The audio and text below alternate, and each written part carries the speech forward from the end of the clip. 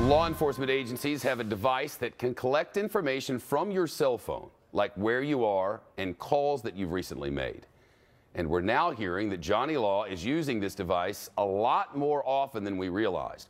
According to the reporting of the Washington Post newspaper, an FBI gag order is keeping police from revealing just how often they do use this device.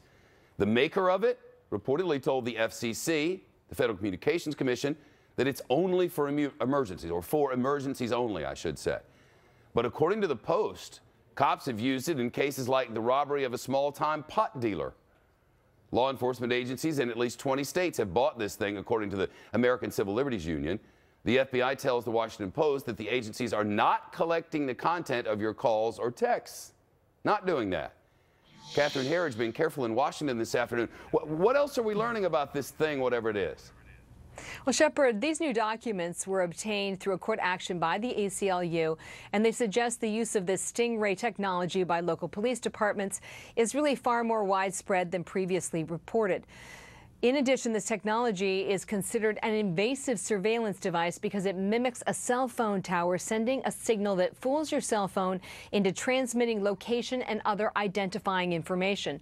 And according to one document, the ACLU says the Florida Department of Law Enforcement used the Stingray simulator you see here more than 1,800 times. And the Tallahassee Police Department lists more than 250 investigations over a 7-year period. This equipment is incredibly sensitive and powerful, and if police want to be using it, it's absolutely vital that they be getting authority from local elected officials and that they be going to judges, demonstrating probable cause, explaining exactly what these devices do, and then getting a warrant.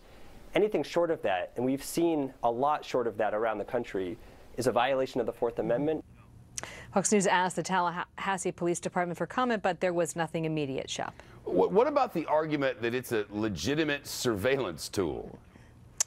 Well, there are very few people who doubt that there isn't sort of the right investigation to use the Stingray technology.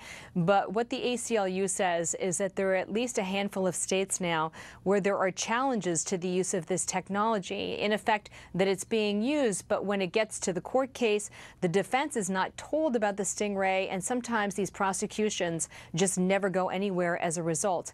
And as to the FBI's argument that they're not collecting the contents, this sounds very familiar to what we heard with the NSA, that this so-called metadata, the time of the phone call, the length of the phone call, and who it was to, was not that revealing. But we've shown in our reporting here at Fox, Shep, that in fact it's the pattern of that data that is far more revealing than the actual content itself, because it shows the strength of the network and the relationships within the network. And that's what matters in one of these investigations. And it also is what matters when it comes to revealing your personal information.